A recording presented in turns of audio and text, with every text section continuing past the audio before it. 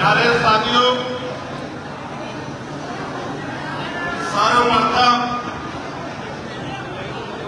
तो मैं बुंदेलखंड की धरती को नमन करता हूं। आज यहां झांसी मंडल में जब हम लोग प्रभुजन सम्मेलन में पहुंचे हैं तो प्यारे साथियों, मैं आपको याद दिलाना चाहता हूं कि ये प्रभुजन सम्मेलन सहारनपुर से शुरू हुआ, फिर मेरठ मंडल के हापुड़ में हुआ, उसके बाद गाजीपुर में हुआ बनारस मंडल का, फिर आगरा मंडल के आगरा में हुआ, फिर उसके बाद 5वां सम्मेलन लखनऊ में हुआ प्रदेश की राजधानी में, और आज हम लोग छठे सम्मेलन में मध्य प्रदेश के बॉर्डर, ग्वालियर के बॉर्डर और बुंदेलखंड की क्रांति धरा पर झांसी में है। और झांसी के इस सम्मेलन में आके आपका जो जुनून देख के मैं पूरी जिम्मेदारी से कह सकता हूं कि आने वाला कल सुनहरा होगा। उत्तर प्रदेश में, उत्तर प्रदेश की गद्दियों पर हकवंचित बहुजन समाज का पहरा होगा। इस बात का मेरा विश्वास और बुलंद हो रहा है। सम्मानित साथियों, क्योंकि आज झांसी के सम्मेलन में यहां मुझसे पहले बहुत से वक्तागणों ने अपनी बात रखी है। गंगाराम जी, अतर सिंह गोदाचार्य जी, भाई सूरज सिंह कुशवाहा जी, चांद बागमारे जी, सुंदर लाल जी, बहन अभिलाषा गौतम जी, सूरज मणि जी, बहन डिम्पल घोष जी, प्रीतम गौतम जी, आशीष राज वर्मा जी, भानु प्रताप जी, प्रदीप कुमार घोष जी, विजय राम आजाद जी और आदरणीय रामेश्वर कुमार पवन जी, इस मंच पर उपस्थित हमारी पार्टी के सभी सम्मानित नेतागण, प्रदेश के अध्यक्ष सुनील कुमार चित्तौड़ जी, इस मंडल के मुख्य मंडल प्रभारी अनूप कुमार आजाद जी, हरीश चौधरी जी,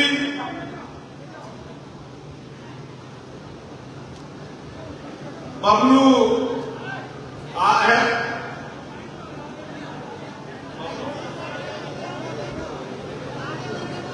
पप्पू अहमद जी, जिलाध्यक्ष काशी सोनू कुमार जी, जिलाध्यक्ष जालौन नीरज कुमार जी, जिलाध्यक्ष ललितपुर रामाकांत जी, युवा मोर्चा के मंडल अध्यक्ष करण चौधरी जी,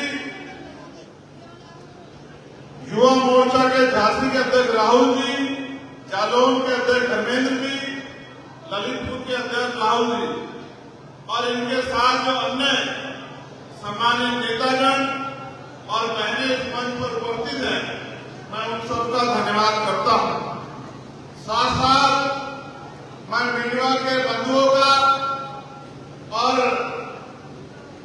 टीम बदलाव के साथियों का भी बहुत बहुत धन्यवाद करता हूं। मैं जब ग्वालियर से चला हूं, 40-45 डिग्री टेम्परेचर पे कई घंटे से बहनें, बच्चे, माएं, दादियां, बुजुर्ग, नौजवान साथी इस कठोर गर्मी में झंडा लेके खड़े थे। मैं उन सबका भी बहुत बहुत धन्यवाद देता हूं जो ये आशा, विश्वास और प्यार अपने मन और दिल में लेकर बैठे हैं कि इस आंदोलन के जरिए उनके जीवन में बदलाव होगा। सम्मानित साथियों, मैं अपनी बात को शुरू करने से पहले सभी संतों, गुरुओं और महापुरुषों को भी नमन करता हूं। मैं करुणा के सागर गौतम बुद्ध जी से लेके जगत गुरु सतगुरु रविदास जी महाराज, भगवान वाल्मीकि महाराज, गुरु कबीर जी, संत गाडगे जी महाराज, नारायण गुरु, क्रांति सूर्य राष्ट्रपिता ज्योतिबा फूले, आरक्षण के जनक छत्रपति साहू जी महाराज, विश्व डॉक्टर बाबा साहब अम्बेडकर, महामना रामसूर वर्मा, चौधरी महाराज सिंह भारती, बाबू जगदेव प्रसाद कुशवाहा, पेरियार लड़ई यादव, पेरियार ईवी रामा नायकर स्वामी, बाबू सिंहलाल चौरसिया,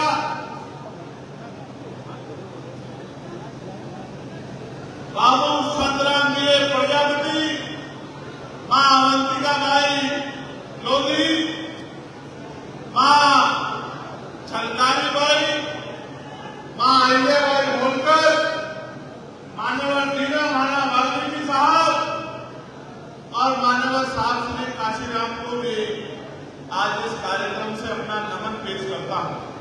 सम्मानित साथियों, जब हम बुंदेलखंड की बात करेंगे तो हम बुंदेलखंड की धरती यानी कि वीरांगना मां छलकारी बाई को भी याद करेंगे।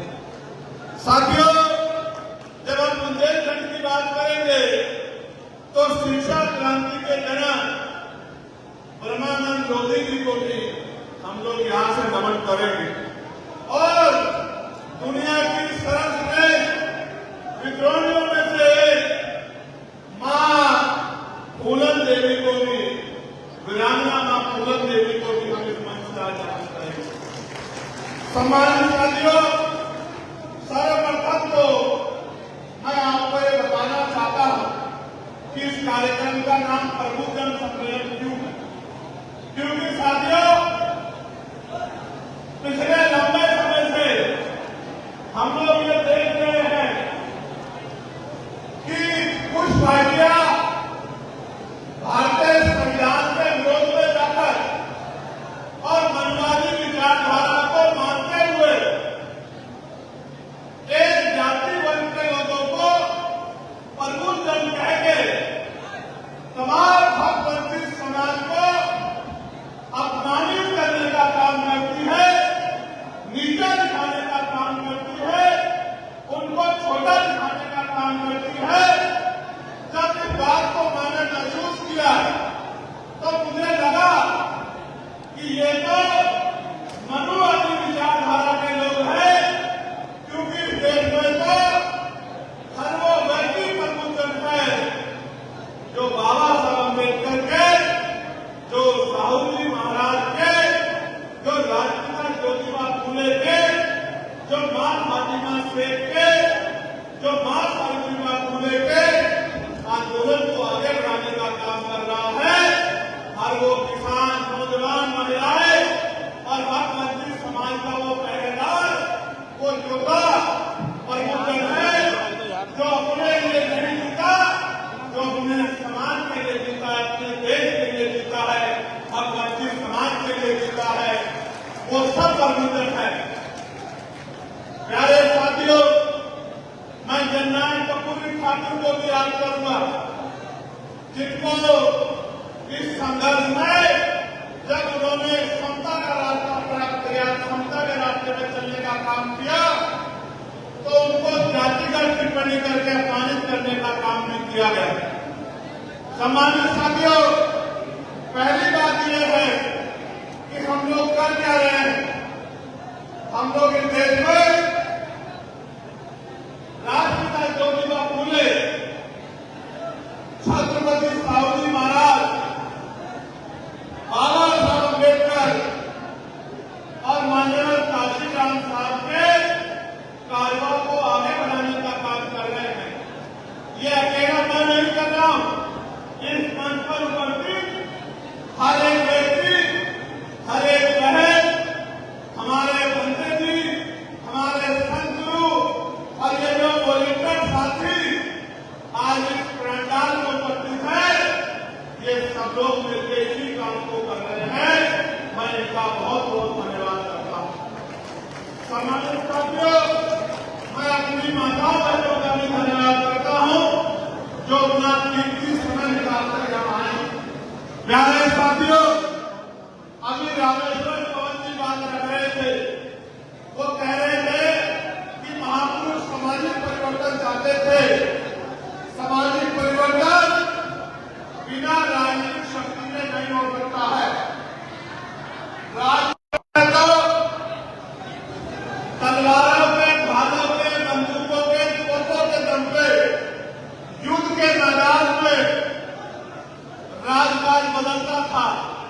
लेकिन इन महापुरुषों के संघर्ष से 26 जनवरी 1950 को जो संविधान देश में लागू हुआ है, तो महापुरुषों ने ये शक्ति आज की उंगली में दे दी है।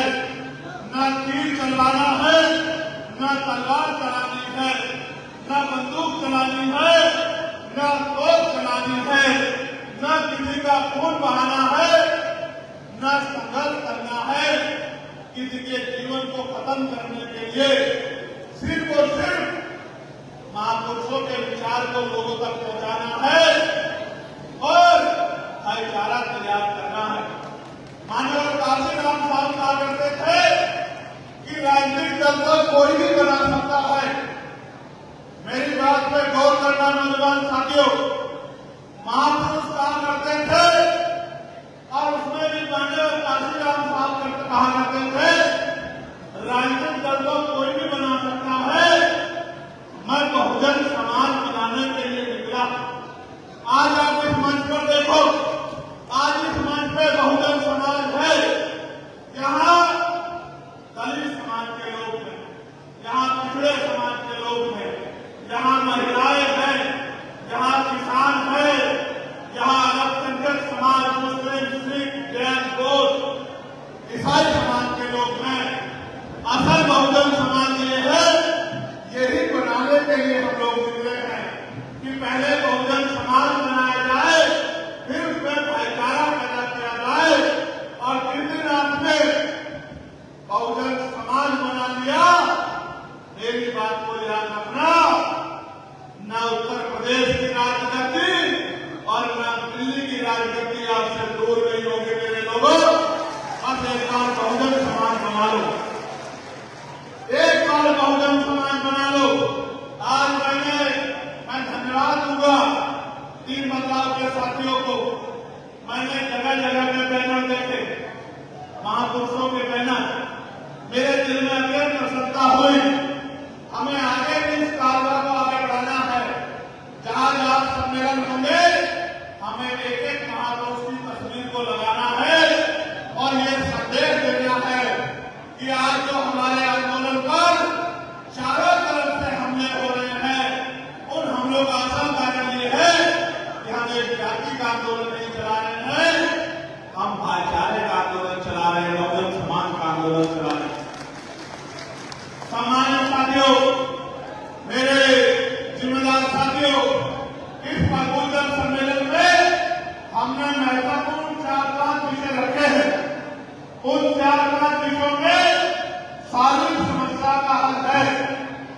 अगर आप कहोगे तो मैं उन 4-5 विषयों को आपके सामने रख दूंगा। आप चाहते हो उन विषय में आपके सामने रखूं? दोनों हाथ आगे बताओ। तो मेरी बात पे अगले 20-25 मिनट, हालांकि मैं जानता हूं कि आपको बैठने में परेशानी हो रही है, हालांकि मैं ये भी जानता हूं कि गर्मी बहुत है, हालांकि मैं ये भी जानता हूं कि ये पंडाल छोटा पड़ गया है। मैं इस बात को जानता हूं, मन तक मेरे पीछे तो पूरा लगा है, आपको तो गर्मी से दो चार होना पड़ रहा है। लेकिन मेरे प्यारे नौजवान साथियों, भविष्य के इस प्रदेश के नेताओं, जब तक आप संघर्ष की भक्ति में नहीं करोगे, तब तक आप मिशनरी नहीं बन पाओगे, तब तक आप योद्धा नहीं बन पाओगे। आपको गुमराह करना आसान रहेगा, आपको धोखा देना आसान रहेगा। प्यारे साथियों, आज इस मंच से मैं ऐलान करता हूं और माननीय दिल्ली उत्तर प्रदेश और उनकी पूरी टीम गवाही रहेगी, जब तक उत्तर प्रदेश की गद्दी में एक अम्बेडकरवादी नहीं बैठेगा, मैं आज के बाद कोई मुकुट नहीं पहनूंगा। इस बात का मैं आज इस मंच से ऐलान करता हूं, क्योंकि जिस समाज की बहन बच्चों को नोचा जा रहा हो, जिस समाज की जमीन को लूटा जा रहा हो, जिस समाज के बच्चों की, बुजुर्गों की लाशों को उनके जिंदा रहते तो सम्मान नहीं मिला, लेकिन मरने के बाद भी उनको अंतिम संस्कार की जगह न मिल रही हो, जहां आज भी सामाजिक गैर बराबरी अपनी जड़ें घेर रही हो, उस समाज का नेता मुकुट पहनना अच्छा नहीं लगता। अगर मुकुट पहनाना है तो आगामी तीसरे पंचायत चुनाव में और आने वाले विधानसभा चुनाव में एमएलए चुनाव में मुकुट पहनाना, तब मैं आपके मुकुट को स्वीकार करूंगा, उससे पहले स्वीकार नहीं करूंगा। प्यारे साथियों, मेरी तरफ देखो, 2013 से अपने परिवार को छोड़कर निकला, 16 महीने जेल में काटी है। 10 बाई 6 की कोठरी में 500 से ज्यादा दिन बिताए हैं। रूखी सूखी रोटी खाने के लिए जिनको जानवर नहीं खाता, सत्ता के लोगों ने मंजूर किया है। बीमार होने में इलाज नहीं होने दिया और मेरी जान को लेने के लिए तमाम तरह के षड्यंत्र किए। जब उनके षड्यंत्रों से बाहर निकला, फिर अपने महापुरुषों के आंदोलन में लग गया। 2 बार की हाल में रहा। बदन में जितनी हड्डियां नहीं शरीर में, उतनी लाठियों को उठाने का काम किया। मेरे 6 दांत तोड़ दिए गए, मेरे पैरों के नाखून खींच लिए गए और मेरी रीढ़ की हड्डी में 4 जगह पर इतनी चोट मारी गई कि ये आदमी कभी रीढ़ से उठ ना पाए। इन षड्यंत्रों के बाद भी मैंने कभी ना आपने ना आपकी रीढ़ को कभी झुकने नहीं दिया। मेरे लोगों, इस बात को आप अच्छी तरह जानते हैं। जब इससे भी पेट नहीं भरा तो जून के महीने में, इसी महीने में मेरे ऊपर 4 गोली चलाई गई। 4 गोली, उन गोलियों से भी बच गया, तमाम षड्यंत्रों से बच गया। समाज में नगीना से इज्जत का मुकुट पहना के लोकसभा में भेज दिया और जिस दिन से लोकसभा गया हूं, आप ईमानदारी से बताओ, क्या कोई एक मुद्दा ऐसा है जिसमें आपकी आवाज को दबने दिया हो? चाहे बाबा साहब अम्बेडकर की जयंती का मामला हो, चाहे निजी क्षेत्रों में आरक्षण का मामला हो, चाहे बहन बेटियों पे होने वाले अत्याचार का मामला हो, चाहे रोटी कपड़ा मकान का मामला हो, चाहे उत्तर प्रदेश की आंगनबाड़ी आशा बहनें, भोजन माता, पुलिस के साथियों का, या फिर होमगार्ड के भाइयों का, पीआरडी के जवानों का, ग्राम रोजगार सेवकों का, या फिर पंचायत सहायकों का, या 69,000 भर्ती के बच्चों का, या पुलिस भर्ती के बच्चों का, कोई एक ऐसा मामला नहीं है, चाहे किसानों का मामला हो, सबकी आवाज को उठाने का काम किया, सबकी आवाज बनने का काम किया। और आज भी डटा हुआ हूं, ये बात आपको इसलिए कह रहा हूं कि आपको यहां उत्तर प्रदेश में तमाम तरह की बातें हो रही हैं। एक दल तो जिसने दलितों से प्रमोशन में आरक्षण का अधिकार छीन लिया, वो आज दलितों की वोट को, पिछड़ों की वोट को लूटने का प्रयास कर रहे हैं। हमें सावधान रहना पड़ेगा, खबरदार होना पड़ेगा। हमें सबकी तरह निगाह दौड़ानी पड़ेगी, क्योंकि जब से लखनऊ का सम्मेलन हुआ है, विपक्ष हो या सत्ता, सबकी राजनीतिक जड़े हिल गई है। क्योंकि लखनऊ के सम्मेलन ने ये इशारा दे दिया था कि हवा बदल रही है। जो नगीना में हुआ था वो पूरे उत्तर प्रदेश में दोहराया जाएगा। अब नौजवानों ने संकल्प लिया। सम्मानित साथियों, मैं आपसे विश्वास दिलाते कहता हूं, मेरे पिछड़े वर्ग के लोग बैठे हैं। आने वाले लोकसभा के सत्र में हम लोग मांग उठाएंगे कि शेड्यूल कास्ट के साथ साथ पिछड़े वर्ग के हमारे कर्मचारी अधिकारियों को भी पदोन्नति में आरक्षण का लाभ मिलना चाहिए। इसके लिए हम लोग संघर्ष करने का काम करेंगे और जब हम पे मौका मिलेगा, मैं वचन देकर कहता हूं, जिस दिन सरकार बन जाएगी, पहली कैबिनेट में पिछड़े और दलित वर्ग के कर्मचारियों को प्रमोशन में आरक्षण का लाभ दिलाने का काम करेंगे। प्यारे साथियों, यहाँ जो आंदोलन को समझो, मैं बहुजन की बात क्यों कर रहा हूँ, मैं भाईचारे की बात क्यों कर रहा हूँ? क्योंकि जिस आंदोलन की वजह से आज मेरे तन में कपड़े आए हैं, वो आंदोलन राजपिता ज्योतिबा फूले ने चलाया, वो आंदोलन छत्रपति साहू जी महाराज ने चलाया, वो आंदोलन टीवी पेरियार रामानायक स्वामी ने चलाया, वो आंदोलन पेरियार नरेश यादव ने चलाया, वो आंदोलन बाबा साहब अम्बेडकर ने चलाया, वो आंदोलन महामना रामसूर वर्मा ने अध्यक्ष के रूप में चलाया, वो आंदोलन संत छोटूराम देवी महाराज की भांति ने चलाया, वो आंदोलन बाबू जगदेव प्रसाद कुशवाहा ने और जनरल कपूरी ठाकुर ने चलाया, वो आंदोलन बाबू सिंहदयाल चौरसिया ने चलाया, वो आंदोलन संत रामदेव प्रजापति जी ने चलाया, वो आंदोलन क्रांति के नायक परमानंद जोशी ने चलाया। आपको अपना अभिप्राय को पहचानना पड़ेगा। न आजादी से पहले और न आजादी के आज तक आपके आंसुओं को देख के किसी ने आपकी मदद नहीं की।